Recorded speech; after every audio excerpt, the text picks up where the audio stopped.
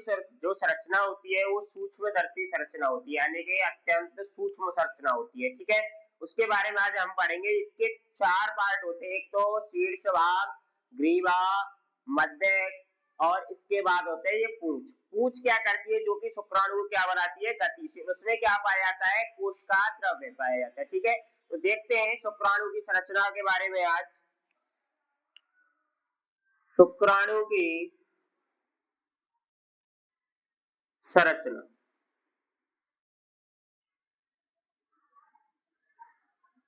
तो शुक्राणु की जो संरचना होती है वो एक सूक्ष्मदर्शी संरचना होती है। कैसी होती है, अत्यंत सूक्ष्मदर्शी संरचना होती है। ठीक है भाई, तो देखें शुक्राणु की संरचना एक सूक्ष्मदर्शी संरचना, सूक्ष्मदर्शी संरचना होती है जिसके निम्न भाग होते हैं। जिसके कितने भाग होते हैं, निम्न। तो निम्न भाग कौन कौन से होंगे भाई, इसके जो निम्न भाग होते हैं 4 होते हैं। इसमें पहला हो जाएगा आपका शीर्ष भाग, यानी कि हेड। दूसरा हो जाएगा ग्रीवा, यानी कि नेक। तीसरा हो जाएगा आपका मध्य खंड, और चौथा हो जाएगा, यानी कि 4 नंबर आपकी हो जाएगी पूंछ। क्या हो जाएगी, पूंछ, टैग। यानी कि जो संरचना होती है वो इस प्रकार होती है। देखें कैसी होती है जो संरचना, डायग्राम बनाता हूं मैं अभी।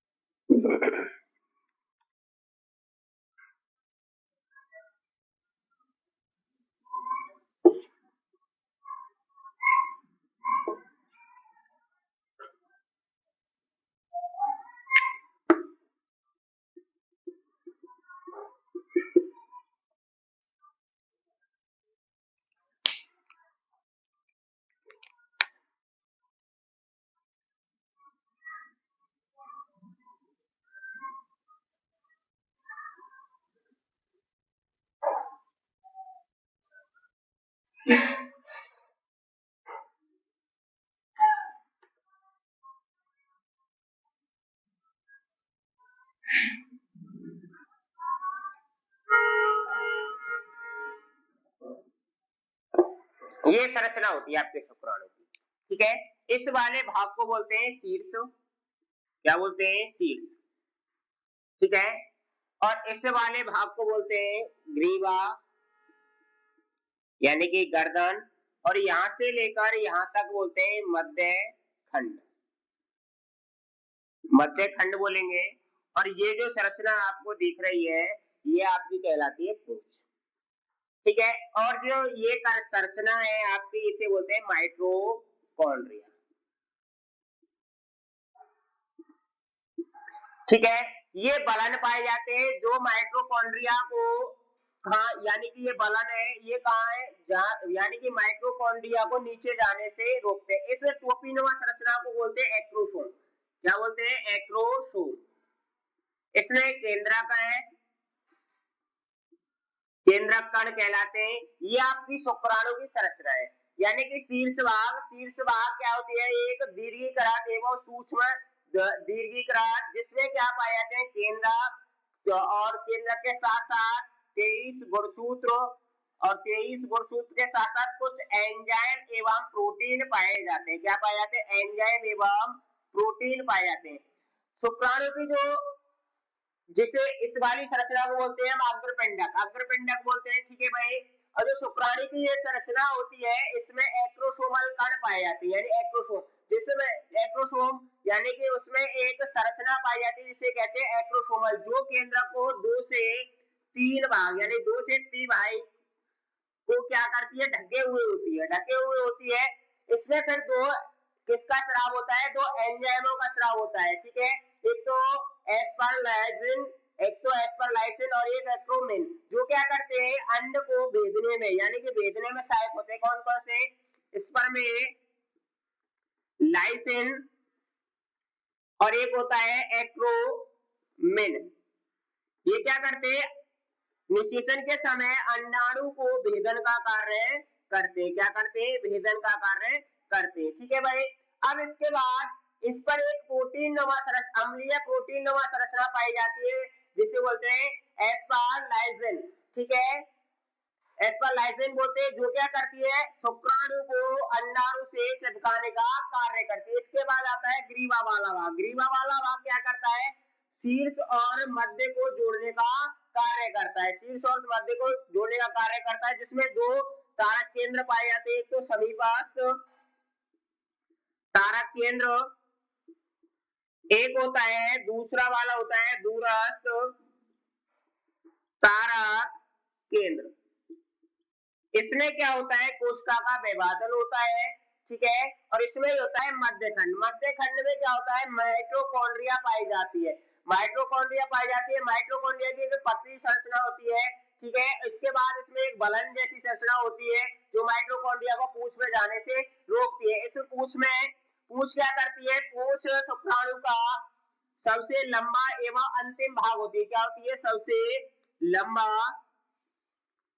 एवं अंतिम भाग होता है, क्या होता है, अंतिम भाग होता है। इसमें कोशिका द्रव्य, केंद्र कोशिका द्रव्य पाया जाता है, जो इसे क्या करता है, गतिशील बनाने का कार्य करता है, किसको, शुक्राणु को। तो गतिशील बनाने का कार्य क्या है, पूंछ का होता है, क्या होता है, शुक्राणु की संरचना का, उसे देखते हैं शीर्ष भाग,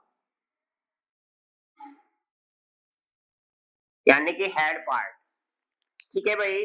तो शुक्राणु का जो शीर्ष भाग होता है वो दीर्घिकृत एवं सघन केंद्र के या एक्रोसेट एवं अग्रपिंडक का बना होता है, किसका बना होता है, अग्रपिंडक का, जिसमें केंद्रक द्रव्य, 23 गुणसूत्र एवं कुछ एंजाइम पाए जाते हैं, ठीक है। तो देखें शुक्राणु का शीर्ष भाग, शुक्राणु का शीर्ष भाग दीर्घिकृत सघन केंद्रकीय या एक्रोसोम या अग्रपिंडक से बना होता है, अग्रपिंडक से बना होता है। क्या होता है? अग्रपिंडक से बना होता है। ठीक है भाई, जिसमें केंद्रक द्रव्य, केंद्रक कौमा केंद्रक की है कण, केंद्र की है कण एवं कौमा 23 गुणसूत्र एवं कुछ एंजाइम एवं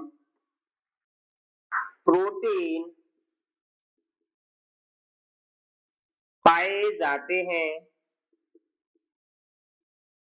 क्या पाए जाते हैं? शुक्राणु का जो शीर्ष भाग होता है वो दीर्घीकृत होता है, सघन केंद्र की होता है, एक्रोसोम अग्रपिंडक से बना होता है। तो मैंने अभी आपको संरचना बनाई थी, टोपीनुमा संरचना। ठीक है भाई, केंद्रक जिसमें क्या होते हैं? केंद्रक, केंद्र के कण, 23 गुणसूत्र एवं कुछ एंजाइम एवं क्या पाए जाते हैं? प्रोटीन पाए जाते हैं।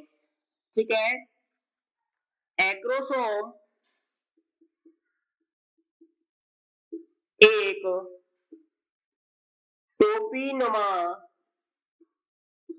संरचना होती है, संरचना होती है जिसे एक्रोसोमल, जिसे एक्रोसोमल कहते हैं। क्या कहते हैं? एक्रोसोमल। ठीक है, जो केंद्रक के, केंद्रक के, केंद्रक के 2 से तिहाई भाग को ढके रहता है। 2 से तिहाई भाग को क्या करता है? ढके रहता है। 2 से तिहाई भाग को ढके रहता है। ठीक है भाई, जिसमें या जिससे 2 एंजाइम का स्राव होता है,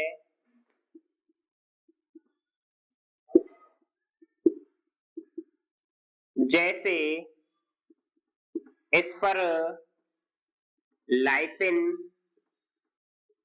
एवं स्पर्मलाइसिन एवं एक्रोमिन, एक्रोमिन का स्राव होता है, जो निषेचन के दौरान,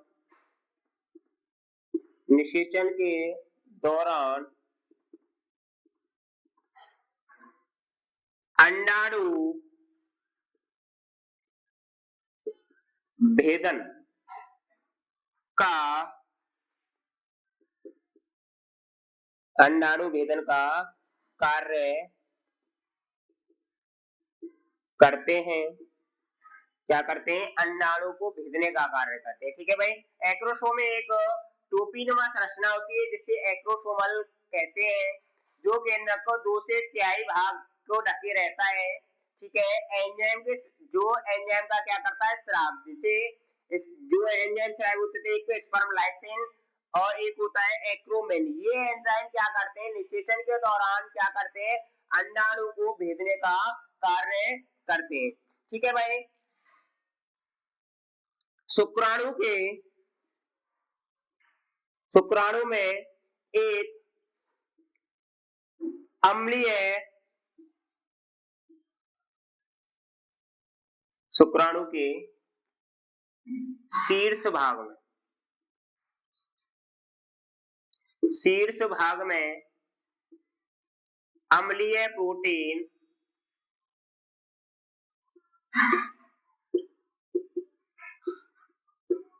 अम्लीय प्रोटीन एंटी फर्टिलाइजिन, एंटी फर्टिलाइजिन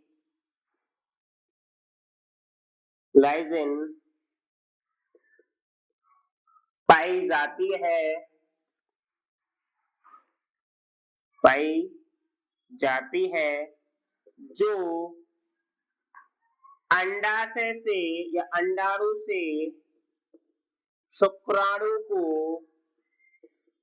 चिपकाने या चिपकने में सहायक होती है। क्या होती है भाई? सहायक होती है। यानी कि हम क्या पढ़ रहे हैं? शुक्राणु की संरचना। शुक्राणु की संरचना में हम पढ़ रहे हैं उसका पहला पार्ट शीर्ष भाग। तो शीर्ष भाग यानी शुक्राणु का जो शीर्ष भाग होता है दीर्घ सघन केंद्रीय एक्रोसोम है, वो अग्रपिंडक से बना होता है। एक्रोसोम एक टोपी नुमा संरचना होती है, जो मैंने अभी आपको समझाने के लिए डायग्राम बनाया था। ठीक है, तो इसमें क्या जो केंद्र के 2 से 3 भाग तिहाई भाग को क्या करता है? कवर्ड करके रखता है। क्या करता है? कवर्ड करता है। ठीक है, और एंजाइम जिससे 2 एंजाइम का स्राव होता है, एक तो स्पर्मेलाइसिन और एक होता है एक्रोमेन। किसका होता है? एक्रोमेन का स्राव होता है।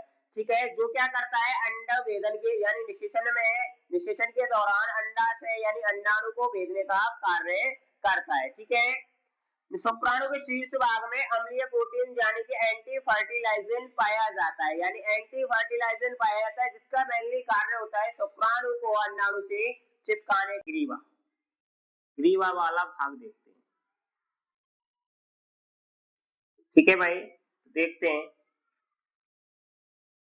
जो ग्रीवा वाला भाग होता है, मैंने अभी आपको जो समझाने के लिए डायग्राम बनाया था उसमें बताया था। ये क्या करता है? शीर्ष तथा मध्य खंड को जोड़ने का कार्य करता है। और ये कैसा होता है? सकरा भाग होता है। कैसा होता है?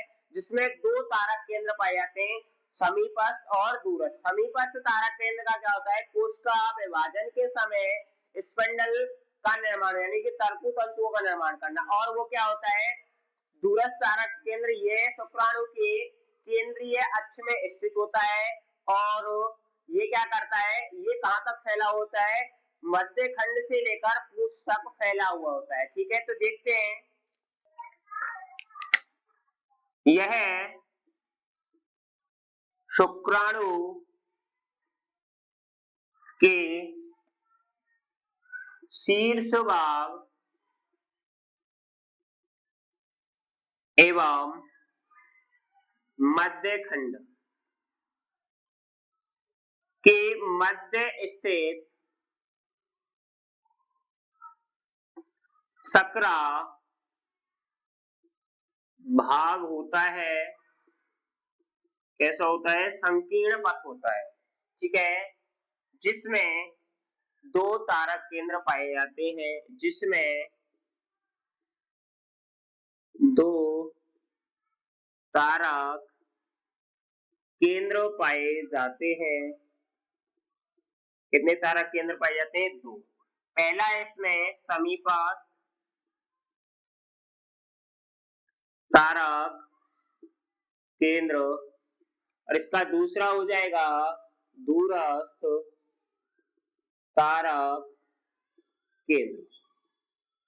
ठीक है भाई, यानी कि इसमें क्या चीज है? शुक्राणु के शीर्ष भाग और मध्य खंड के मध्य स्थित सकरा भाग होता है, जिसमें 2 तारक केंद्र पाए जाते हैं। एक तो होता है समीपस्थ तारक केंद्र, एक होता है दूरस्थ तारक केंद्र। समीपस्थ तारक केंद्र कोशिका विभाजन के समय किसका निर्माण करता है?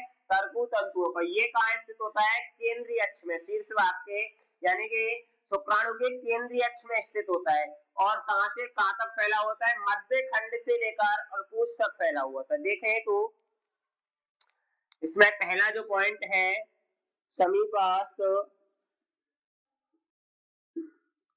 तारक, समीपस्थ तारक केंद्र में देखें भाई,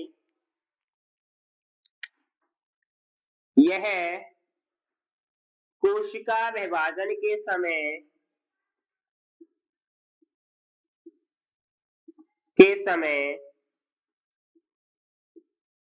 तर्कु तंतुओं का निर्माण करता है। समय तर्कु तंतुओं का निर्माण करता है। क्या करता है? यह तर्कु तंतुओं का निर्माण करता है, अर्थात कोशिका विभाजन में सहायक होता है। अर्थात कोशिका विभाजन में कोशिका विभाजन में सहायक होता है। क्या होता है? कोशिका विभाजन में सहायक होता है। मेनली इसका कार्य होता है तंतु और दूसरा कार्य होता है कोशिका विभाजन। इसके बाद आता है इसमें दूरस्थ तारक केंद्र। क्या आ जाता है? दूरस्थ तारक केंद्र। जो दूरस्थ तारक केंद्र होता है ये कहाँ स्थित होता है? शुक्राणु के केंद्रीय अक्ष में स्थित होता है। क्या स्थित होता है? शुक्राणु के केंद्रीय अक्ष में स्थित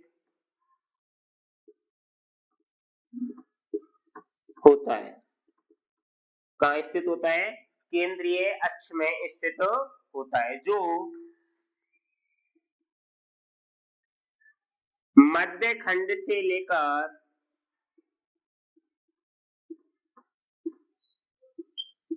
पूंछ तक फैला रहता है। यानी कि कहां से कहां तक फैला हुआ होता है? जो शुक्राणु के केंद्रीय अक्ष में स्थित होता है, जो मध्य खंड से लेकर पूंछ तक फैला हुआ होता है। ठीक है भाई, यानी कि अभी मैंने डायग्राम में बताया था वही मैंने बता दी, यानी कि लाइन वाइज लाइन लिखा भी दिया है। शुक्राणु के शीर्ष भाग में मध्य खंड के मध्य स्थित, यानी कि शुक्राणु के शीर्ष भाग एवं मध्य खंड के मध्य स्थित वाले भाग को मध्य सकरा भाग क्या कहलाता है? ग्रीवा कहलाता है। इसमें दो तारक केंद्र होते हैं, एक तो समीपस्थ दूरस्थ। समीपस्थ क्या करता है? कोशिका विभाजन के समय स्पिंडल का निर्माण करता है, यानी कर्कु तंतुओं का, स्पिंडल टिश्यू का निर्माण करता है, यानी कि कर्कु तंतुओं का निर्माण करता है। और दूरस्थ तारक केंद्र क्या होता है? ये क्या स्थित होता है? शुक्राणु के केंद्रीय अक्ष में स्थित होता है और मध्य खंड से लेकर पूंछ तक क्या होता है? फैला हुआ होता है। देखेंगे मध्य खंड यानी कि मिडल पार्ट। ठीक है भाई,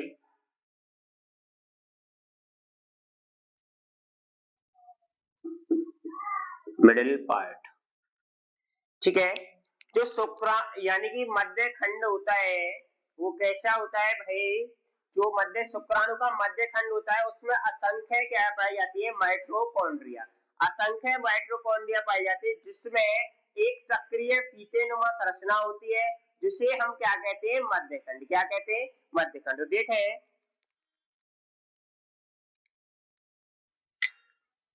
इस भाग में असंख्य माइटोकॉन्ड्रिया पाई जाती है। माइटोकॉन्ड्रिया पाई जाती है, इसमें क्या पाई जाती है? असंख्य माइटोकॉन्ड्रिया पाई जाती है, जिसमें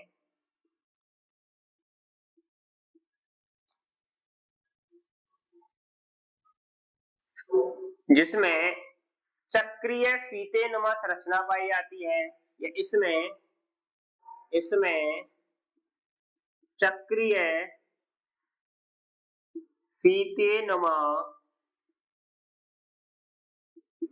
संरचना पाई जाती है। संरचना पाई जाती है।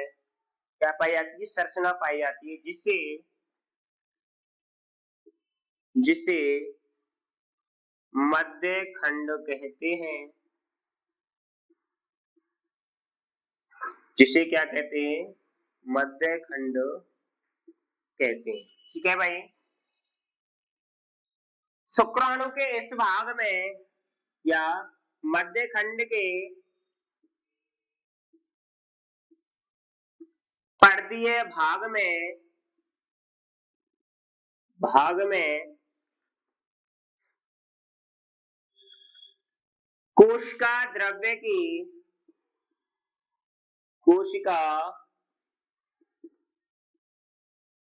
द्रव्य की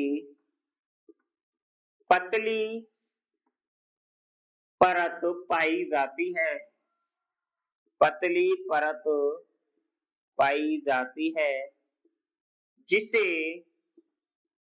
मैनचेट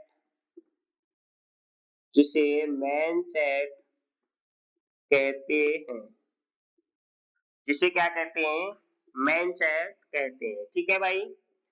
अब इसमें क्या होती है, मध्य खंड के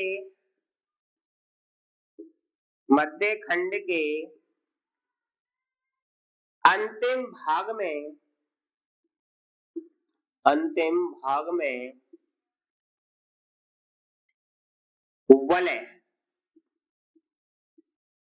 रूपी संरचना पाई जाती है, वलय रूपी संरचना पाई जाती है, जिसे क्या कहते हैं, एल्ब्यूनस कहते हैं, जो माइटोकॉन्ड्रिया को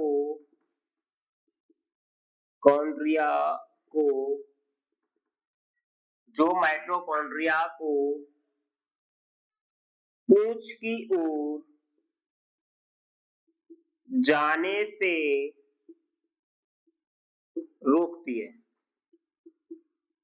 रोकता है। ठीक है भाई। मैंने डायग्राम में भी बताया था आपको, यानी कि इस भाग में असंख्य क्या पाई जाती है, माइटोकॉन्ड्रिया। ठीक है। जो फीतेनुमा संरचना होती है उसे क्या कहते हैं, मध्य खंड के पर्दीय भाग में कोशिका द्रव्य की एक पतली परत पाई जाती है, जिसे क्या कहते हैं, मैनचेट। मध्य खंड के अंतिम भाग में वलय रूपी संरचना होती है, जिसे बोलते हैं एल्ब्यूनस, जो क्या करती है, पूंछ की ओर, यानी कि माइटोकॉन्ड्रिया को पूंछ की ओर जाने से रोकती है। ठीक है भाई। अब देखते हैं हम पूंछ वाला भाग, क्या देखते हैं, पूंछ, यानी कि टेल देखेंगे, लास्ट और अंतिम भाग है पूंछ, यानी कि टेल। ठीक है भाई। तो देखें पूंछ को,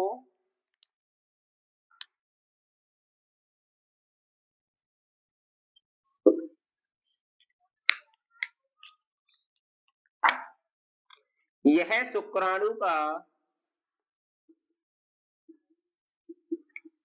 अंतिम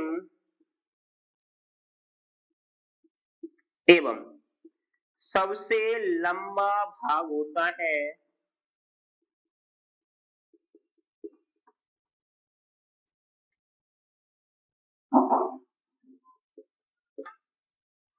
जिसमें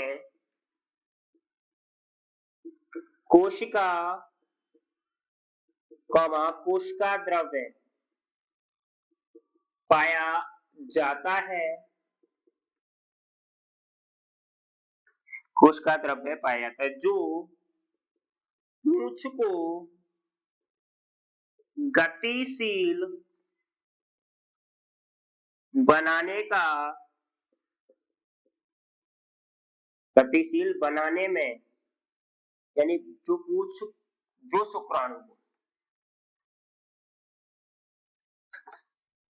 शुक्राणु को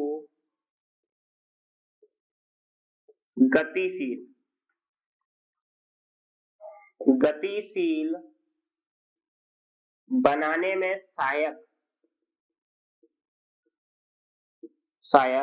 होती है। ठीक है भाई। ये हो गया आपके, क्या हो गई आपके, ये हो गई शुक्राणु की संरचना। ठीक है। वीडियो को लाइक